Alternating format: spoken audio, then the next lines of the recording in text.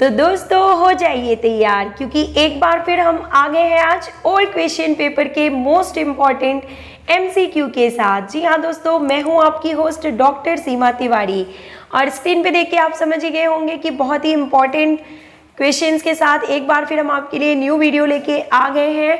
और दोस्तों आज से हमने डेली एमसीक्यू टेस्ट में नंबर ऑफ क्वेश्चंस बढ़ा दिए हैं, 30 to 50 क्वेश्चंस अब हमने कर दिए हैं, यानी कि हर दिन आपको हमारे इसी चैनल पे डेली 50 एमसीक्यू क्वेश्चंस की सीरीज प्रोवाइड की जाएगी। तो वीडियो थोड़े से बड़े होंगे, लंबे होंगे, पर तैयारी जो कर रहे हैं दोस्त उनके लिए काफ़ी हेल्पफुल होंगे। और हमें मालूम है कि सिर्फ और सिर्फ वही दोस्त हमारी वीडियो देखते हैं जो कि सीरियसली प्रिपरेशन कर रहे हैं सभी परीक्षाओं की जिनके उन्होंने फॉर्म भर रखे हैं, यानी कि राजस्थान पीटीआई, यूपी टीजीटी और नवोदय विद्यालय समिति। तो जो भी दोस्त हमारी वीडियोस डेली देखते हैं, रिवीजन कर रहे हैं, उनको सफलता जरूर मिलेगी। तो मूव करते हैं हम क्वेश्चन नंबर 1 की तरफ। Training ranging from 7 months to 12 month is known as, और वह ट्रेनिंग यानी कि प्रशिक्षण काल का वह समय जो 7 महीने से 12 महीने तक का होता है उसे किस नाम से जाना जाता है? And option number D is correct year, इसे मैक्रो साइकिल के नाम से जाना जाता है। और जो कुछ सप्ताह का ट्रेनिंग पीरियड होता है उसे मीजो साइकिल, एवं जो कुछ दिनों का होता है उसे माइक्रो साइकिल के नाम से जाना जाता है। और कार्डियक साइकिल जो है ये तो आपको पता है कि 1 सिस्टोल एंड 1 डायस्टोल से मिलके कार्डियक साइकिल जो है वो कंप्लीट होता है। Next second question of the series, sports authority of India, भारतीय खेल प्राधिकरण की स्थापना कब हुई थी? तो 25 जनवरी 1984 को इसकी स्थापना हुई थी। Next question, the highest award for player in India is, यानी कि भारत में खिलाड़ियों के लिए सर्वोच्च पुरस्कार खेल पुरस्कार कौन सा है? Option number D is correct, Rajiv Gandhi Khel Ratna पुरस्कार, जिसे अब मेजर ध्यानचंद खेल रत्न पुरस्कार के नाम से भी जाना जाता है। Now next question, when a badminton player begin to learn tennis in the transfer effect in his process, जब एक बैडमिंटन खिलाड़ी टेनिस सीखना प्रारंभ करता है तो इस प्रक्रिया में परिवर्तन प्रभाव यानी कि जो इफेक्ट ट्रेनिंग जो इफेक्ट होता है किस प्रकार का ट्रांसफर होता है? तो option number 2 is correct, positive transfer होता है यहाँ पे इस प्रक्रिया में। Next question, state of anaemia occurs when there is a decrease in, यानी कि रक्ताल्पता या एनीमिया की स्थिति उत्पन्न हो जाती है जब किसकी कमी हो जाती है? तो देखिए हीमोग्लोबिन की कमी होने पे हमें एनीमिया की प्रॉब्लम हो सकती है। Next, which disease is also called lockjaw, यानी कि किस बीमारी को लॉकजा के नाम से जाना जाता है? Correct option tetanus. दोस्तों काफी इंपॉर्टेंट क्वेश्चन है, एज इट इज ऐसे ही क्वेश्चन आपको आगामी सभी परीक्षाओं में देखने के लिए मिलेंगे। तो आपकी मर्जी है, आप चाहें तो वीडियो को पूरा देखें, या चाहें तो स्किप कर करके देखें, या चाहें तो ना भी देखें। लेकिन हम आपको बता दें कि जो भी हमारे दोस्त रेगुलर देखते हैं उन्हें पता है इन सभी क्वेश्चंस की इंपॉर्टेंस, की कितने अच्छे सेलेक्टेड और ओल्ड क्वेश्चन पेपर से लिए गए क्वेश्चंस ही सिर्फ हम आपको अपने वीडियो में प्रोवाइड करते हैं। तो आगे आपकी मर्जी, आप चाहें तो देखें या ना देखें। मूव करते हैं हम नेक्स्ट क्वेश्चन की ओर। The receptors lying in joint and muscles are, receptors जो जोड़ों तथा मांसपेशियों में होते हैं वो कौन से रिसेप्टर कहलाते हैं? तो option number 2 is correct here, entero receptor, they are known as entero, sorry friends यहाँ पे प्रोपियो रिसेप्टर होगा, सॉरी ऑप्शंस जो है वो देख के मुझे थोड़ा सा डाउट हो गया यहाँ पे। इन्हें प्रोपियो रिसेप्टर के रूप में जाना जाता है। फिर से आपको बता देते हैं, देखिए क्वेश्चन, डोंट बी कंफ्यूज, कि the receptors lying in joint and muscle, तो जो रिसेप्टर्स ज्वाइंट और मसल में पाए जाते हैं उन्हें, जोड़ों तथा मांसपेशियों में जो पाए जाते हैं उन्हें प्रोपियो रिसेप्टर के नाम से जाना जाता है। Okay, let's move to most important question जो कि यूपीएलटी ग्रेड 2018 में एज इट इज पूछा जा चुका है। आगे भी ऐसा ही क्वेश्चन आपको एग्जाम में देखने को मिलेगा दोस्तों। तो देखिए, मैच द फॉलोइंग से रिलेटेड क्वेश्चन। मैकेनिकल का संबंध इक्विपमेंट से होगा, साइकोलॉजिकल का जो संबंध है वो किससे होगा? तो हाइप्नोसिस से होगा। फार्मेकोलॉजिकल का मतलब क्या होगा? कैफीन होगा। और न्यूट्रिशनल का मतलब कार्बोहाइड्रेट लोडिंग से मतलब यहाँ पे होता है। तो ये यहाँ पे सही मिलान है। Okay, option number C is correct here. Okay, let's move to next question. And the next question is asking that एक स्थिति में सीखी गई सीख एवं आदतों का दूसरी स्थिति में वहन करना कहलाता है, और the carry over the habits from learning from one situation to another situation, तो इसे ट्रांसफर ऑफ लर्निंग के रूप में जाना जाता है दोस्तों। Next, sliding filament theory of muscle contraction was given by, और मांसपेशी संकुचन का स्लाइडिंग फिलामेंट सिद्धांत किसके द्वारा दिया गया था, तो हक्सले के द्वारा दिया गया था। नेक्स्ट क्वेश्चन, हाइपर एक्सटेंशन अक्वर्स किस कोण के पश्चात अतिरिक्त खिंचाव पैदा होता है, option number 2 is correct here, 180 degree is correct answer. Next, again सही मिलान करना है, देखिए आपको बता देते हैं हम क्या होगा सही मिलान। हैमस्ट्रिंग आप सभी को पता है बैक ऑफ द थाई में प्रेजेंट होती हैं ये मसल्स। ग्लूटियस जो होती हैं ये हिप्स में पाई जाती हैं, ग्लूटियस मैक्सिमस जो कि सबसे बड़ी लार्जेस्ट मसल है हमारे ह्यूमन बॉडी की। लेटिमस डॉर्सी जो कि चौड़ी मसल होती हैं लेटरली इन द बैक पीठ में पाई जाती हैं, और गैस्ट्रोक्नोमियस जिन्हें काफ मसल के नाम से भी जाना जाता है। Okay, this is correct match the following. Next question is asking that for a good test, the decreasing sequence of importance of its component is, एक अच्छे परीक्षण के महत्व का अवरोही यानी डिक्रीजिंग सीक्वेंस क्या होगा निम्न में से, तो देखिए option number 1 is correct here, validity, reliability, objectivity and then administrability. This is correct answer in decreasing sequence, घटते क्रम में इन्हें बताया गया है।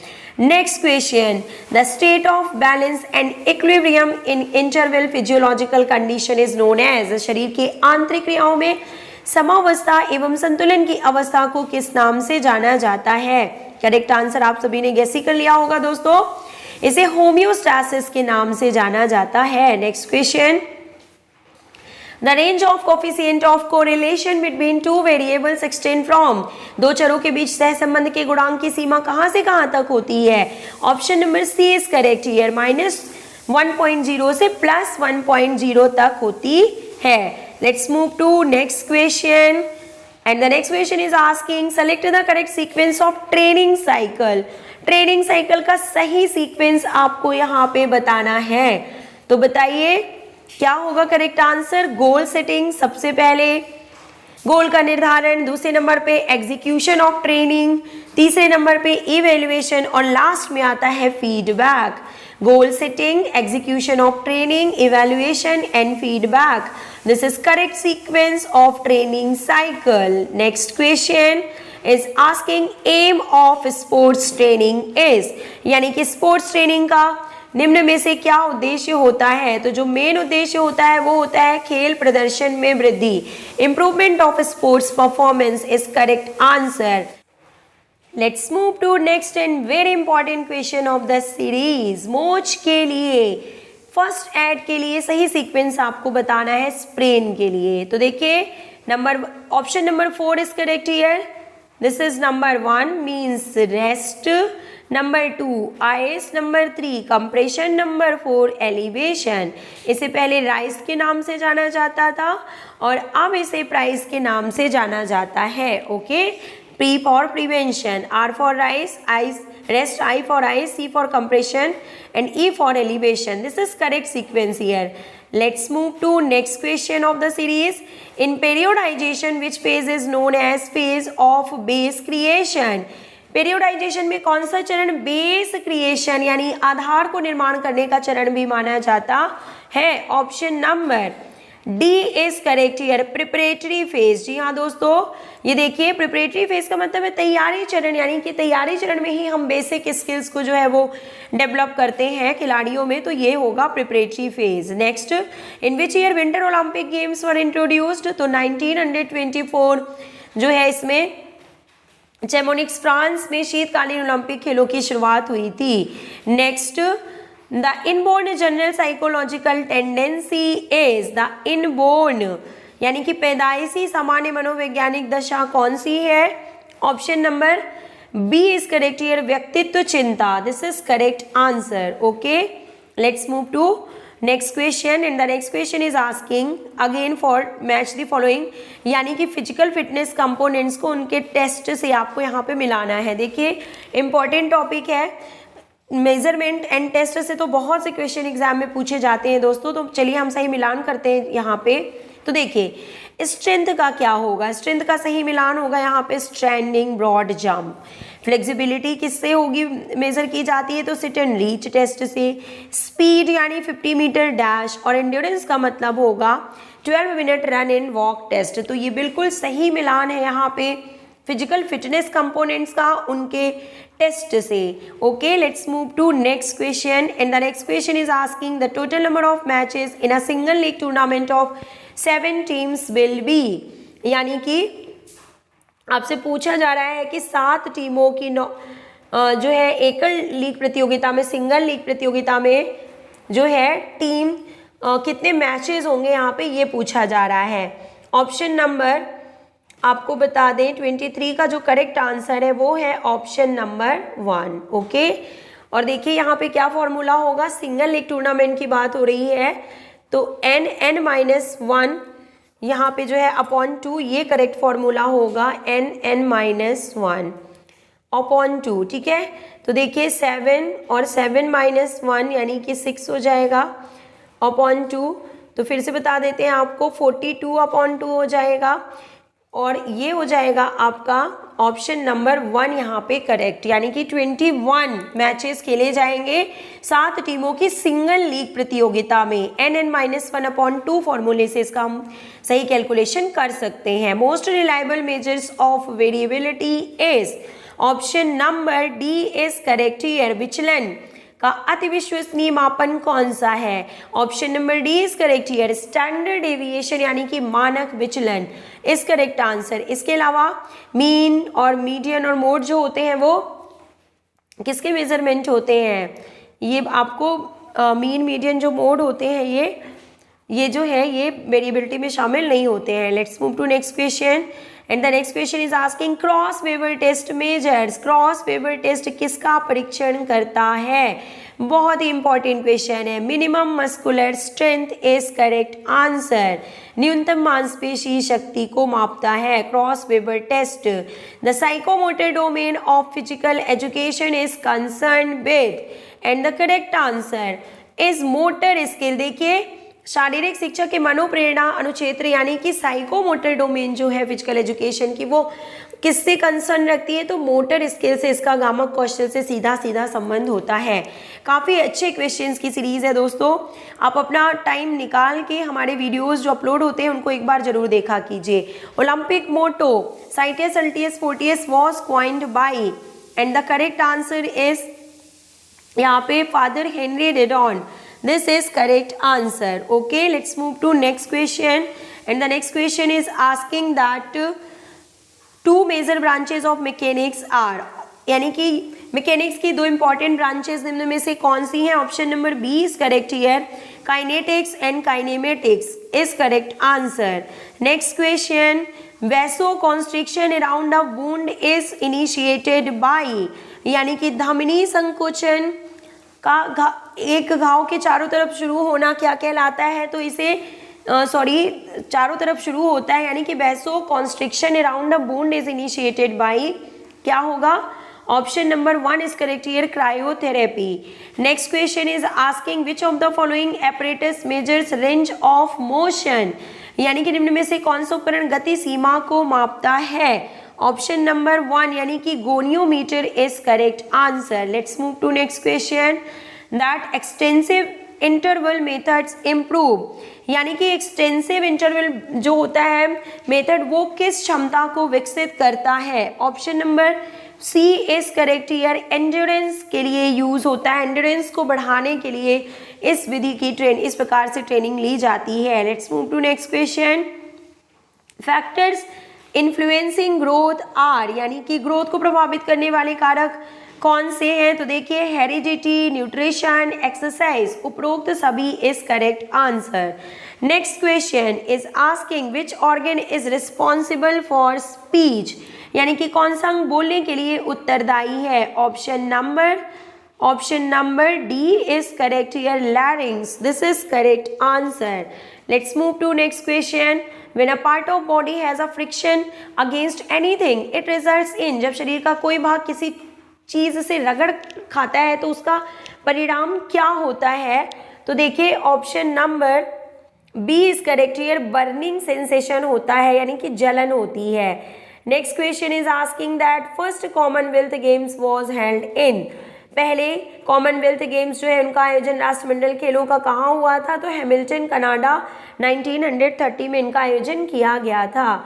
Next question is asking saddle joint in the human body is in, यानी कि मानव शरीर में सैडल जॉइंट जो है वो कहाँ पे पाई जाती है? तो देखिए option number D is correct here, अंगूठे में सैडल जॉइंट प्रेजेंट होती है। Next question is asking volleyball पर टॉप स्पिन का परिणाम क्या होता है? वॉलीबॉल पर टॉप स्पिन का परिणाम जो होता है आपको बता दें, option number C is correct here, rebound का न्यूनतम कोण, यानी कि lower angle of rebound is correct answer. जो भी दोस्त देख रहे हैं तो उनको मालूम है कि कितना इंपॉर्टेंट वीडियो है, तो पूरा देखिएगा दोस्तों। विटामिन भोजन के प्रकारों में से किस नाम से जाने जाते हैं? What kind of food are vitamins known as? Very important question of the series and the correct answer is option number A, इन्हें प्रोटेक्टिव फूड के रूप में जाना जाता है। कार्बोहाइड्रेट एंड फैट्स को एनर्जी गिविंग, प्रोटीन को बॉडी बिल्डिंग और मिनरल्स एंड विटामिन को जो है प्रोटेक्टिव फूड के रूप में जाना जाता है। Let's move to next question. How many calories does 1 gram of carbohydrate provide? Option number C is correct here, 1 gram carbohydrate से हमें 4 किलो कैलोरी एनर्जी प्राप्त होती है। Next condition response theory was put forward by, यानी कि condition response theory का प्रतिपादन किसके द्वारा किया गया था? Option number B is correct here, Pavlov के द्वारा। Next question is asking that when muscle contract but no movement take place it is known as, सभी को पता है आइसोमेट्रिक कॉन्ट्रैक्शन, जब मांसपेशी संकुचित तो होती है पर कोई गति नहीं होती है। Next question, Plato is referred to as father of, और प्लेटो को किसके पितामह के रूप में जाना जाता है? तो आदर्शवाद। नेचुरलिज्म के जो फादर हैं वो है रूसो, प्रैग्मेटिज्म के फादर जो है वो हैं जॉन डीबी, और एक्सटेंशियलिज्म के जो प्रतिपादक है वो है Kierkegaard. This is correct answer. Question number 43, the test of significance used for comparing two mean score is, and option number C is correct here, T test, यानी कि दो माध्य अंकों की तुलना, यानी दो मीन की जो तुलना की जाती है, माध्यों की तुलना, तो कौन से टेस्ट से होती है? टी टेस्ट से। Next question is asking match the following से रिलेटेड क्वेश्चन है, देखिए यहाँ पे आपको बता देते हैं। तो देखिए क्या होगा करेक्ट आंसर, आप गेस कीजिए कौन सा सही आंसर होगा यहाँ पे। Option number 2 is correct here, आपको दिखाते हैं ऑप्शन, पहले मैच कर लेते हैं यहाँ पे। हिंज जॉइंट जो है वो, इसका संबंध किससे है? तो नी जॉइंट। हिंज जॉइंट जो है वो नी में पाए जाते हैं, घुटने में और एल्बो में। सैडल जॉइंट पहले ही हमने बता दिया अंगूठे में प्रेजेंट होता है। Ball and socket joint shoulder में और हिप्स में प्रेजेंट होते हैं, और जो पाइवट जॉइंट है वो नेक में प्रेजेंट होते हैं, ये आप सभी को पता है दोस्तों। तो करेक्ट ऑप्शन जो है वो है ऑप्शन नंबर 2, यहाँ पे करेक्ट आंसर है। Okay, let's move to next question, and the next question is asking select the correct sequence of presenting subject matter in the class of physical education. तो physical education की कक्षा में विषय वस्तु प्रस्तुत करने के सही क्रम का चयन आपको करना है। तो देखिए option number D is correct here. सबसे पहले डेमोन्स्ट्रेशन, देन उसके बाद practice, then correction and then evaluation. सबसे पहले फिजिकल एजुकेशन टीचर डेमोन्स्ट्रेट करके दिखाएगा, फिर बच्चों को प्रैक्टिस कराएगा, फिर करेक्शन करेगा, और लास्ट में इवेल्युएशन भी होता है। Let's move to next question, and the next question is asking friends number of matches in first round of knockout tournament of 23 teams will be. तो देखिए आंसर की के अकॉर्डिंग इसका आंसर जो है वो 7 है। आप इसे कैलकुलेट कर लीजिएगा कि 23 टीमों के नॉकआउट प्रतियोगिता के प्रथम चक्र में कुल मैचों की संख्या कितनी होगी। Next question is asking that school health program does not include, यानी कि विद्यालय स्वास्थ्य कार्यक्रम में क्या शामिल नहीं होता है। तो देखिए option number D is correct here, health research. जी हाँ दोस्तों, हेल्थ इंस्ट्रक्शंस होते हैं, हेल्थ सुपरविजन, हेल्थ सर्विसेज, ये सभी विद्यालयी स्वास्थ्य कार्यक्रम में शामिल होते हैं, लेकिन हेल्थ रिसर्च यानी स्वास्थ्य अनुसंधान शामिल नहीं होता है। Let's move to third last question of the series कि first step in sports management is, यानी कि खेल प्रबंधन में प्रथम चरण क्या होता है? तो option number 2 is correct here, planning. Now second last question of the series, निम्न में से कौन सा आनुवांशिक धरोहर है? Which of the following is considered as genetic endowment? And the correct answer speed, यानी कि गति। ये डिपेंड करती है कि किस तरह के मसल फाइबर्स क्रोमोसोम्स के थ्रू ट्रांसफर हुए हैं, इसीलिए इसे जेनेटिक एंडोमेंट के रूप में जाना जाता है। Last question of the series, in long jump wind velocity is measured for a period of, लंबी कूद प्रतियोगिता में वायु का वेग कितने समय के लिए मापा जाता है? सभी इंपॉर्टेंट क्वेश्चन है दोस्तों, जितने भी हमने बताए हैं एक एक क्वेश्चन आपको देखिएगा, इतना इंपॉर्टेंट है कि इसमें से कम 15 क्वेश्चंस एज इट इज आपको एग्जाम में मिलेंगे। स्पेशली यूपी टीजीटी के ओल्ड क्वेश्चन पेपर से आप इस क्वेश्चन पेपर को मिला लीजिए और उसके बाद आप कमेंट बॉक्स में लिख के बताइएगा कि कितने क्वेश्चंस आपको एज इट इज मिले। तो इंपॉर्टेंट क्वेश्चन सीरीज थी, अगर आपने देखा है तो आपके लिए हेल्पफुल होगा। तो इस क्वेश्चन का आंसर आप हमें कमेंट बॉक्स में लिख के जरूर बताइएगा दोस्तों। मिलते हैं इसी तरह के मोस्ट इंपॉर्टेंट वीडियोस के साथ नेक्स्ट वीडियो में। Till then take care, good bye.